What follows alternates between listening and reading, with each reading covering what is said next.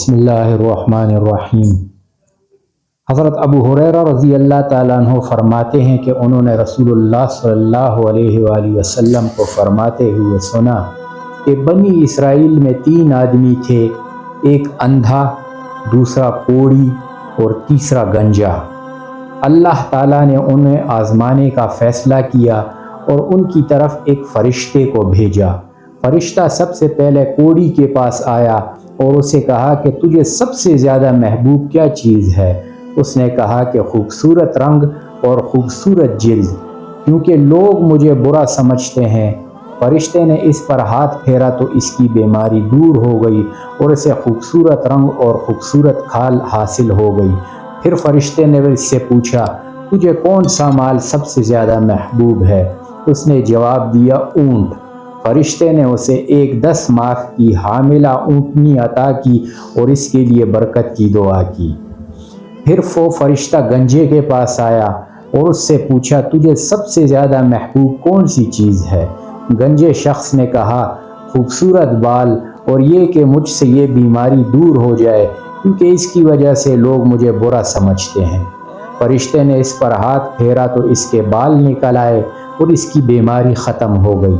فرشتے نے اس سے پوچھا، تجھے کون سا مال زیادہ پسند ہے؟ اس نے جواب دیا، گائے۔ اس پر فرشتے نے اسے ایک حاملہ گائے عطا کر دی۔ پھر وہ فرشتہ نابینا شخص کے پاس گیا اور اس سے پوچھا، تجھے سب سے زیادہ محبوب کون سی چیز ہے؟ اس نے کہا، اللہ تعالیٰ میری بینائی واپس کر دیں تاکہ میں لوگوں کو دیکھ سکوں۔ فرشتے نے اس پر ہاتھ پھیرا تو اس کی بینائی واپس آ گئی۔ فرشتے نے اس سے پوچھا، تجھے سب سے زیادہ محبوب کون سا مال ہے؟ اس نے جواب دیا، بکری۔ اس پر فرشتے نے اسے ایک حاملہ بکری عطا کر دی۔ ان تینوں جانوروں میں سے ہر ایک نے بچوں کو جنم دیا، جس کی وجہ سے کوڑی کے پاس بہت سے اونٹ، گنجے کے پاس بہت سی گائیں اور اندھے کے پاس بہت سی بکریاں جمع ہو گئیں۔ پھر وہ فرشتہ کوڑی کی صورت و حیت میں پہلے آدمی کے پاس آیا اور اس سے کہا کہ میں ایک مسکین و نادار شخص ہوں، سفر کے دوران میرے اسباب زندگی ختم ہو گئے ہیں، مجھے اللہ کے بعد صرف تیرا ہی سہارا ہے اور میں تجھ سے اس ذات کے واسطے سے مانگتا ہوں جس نے تجھے خوبصورت رنگ اور خوبصورت جلد عطا کی، کہ تو مجھے ایک اونٹ عطا کر دے جس کے ذریعے میں اپنا سفر جاری رکھ سکوں۔ وہ جواب میں بولا، اس میں بہت سے لوگوں کا حصہ ہے۔ فرشتوں نے کہا کہ شاید کہ میں تجھے جانتا ہوں، تو وہی شخص نہیں ہے جو کوڑی تھا اور لوگ تجھے برا خیال کرتے تھے، تو فقیر و نادار تھا، پھر اللہ تعالیٰ نے تجھے مال و دولت سے نوازا۔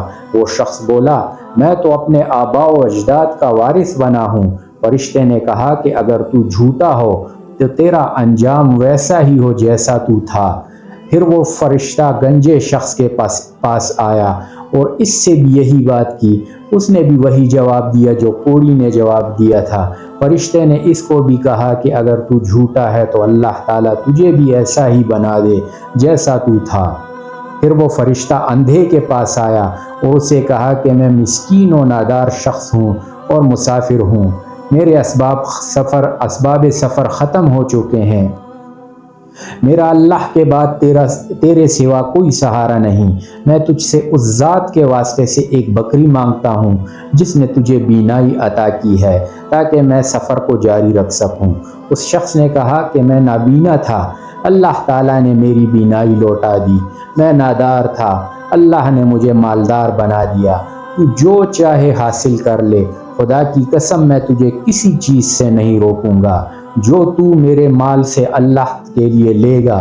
فرشتے نے کہا، میں اپنے مال کو اپنے پاس رکھ، تو میں آزمایا گیا تھا، اللہ تعالیٰ تجھ سے راضی اور تیرے دونوں ساتھیوں سے ناراض ہو گیا ہے۔ یہ قصہ ہمیں اس بات کی تعلیم دیتا ہے کہ اللہ تعالیٰ بعض اوقات اپنے بندوں کو نعمت کی فراوانی اور خوشحالی کے فیضان سے نوازتا ہے تاکہ وہ دیکھے کہ بندے اللہ کی نعمت کا شکر ادا کرتے ہیں یا ناشکری کرتے ہیں۔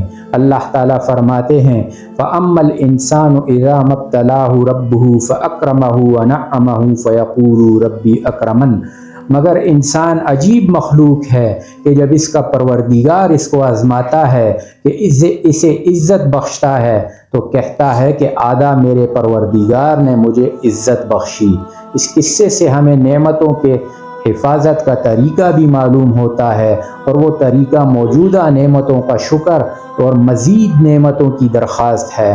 اللہ تعالیٰ کا فرمان ہے لَإِن شَكَرْتُمْ لَأَزِيدَنَّكُمْ وَلَإِن كَفَرْتُمْ إِنَّ عَذَابِي لَشَدِيدٌ۔ اگر تم شکر کرو گے تو میں تمہیں زیادہ دوں گا، اور اگر ناشکری کرو گے تو یاد رکھو میرا عذاب بھی بڑا سخت ہے۔ اللہ تعالیٰ سے دعا ہے کہ اللہ تعالیٰ ہمیں جو سنا اس پر عمل کرنے کی توفیق عطا فرمائے۔ وآخر دعوانا ان الحمد للہ رب العالمین۔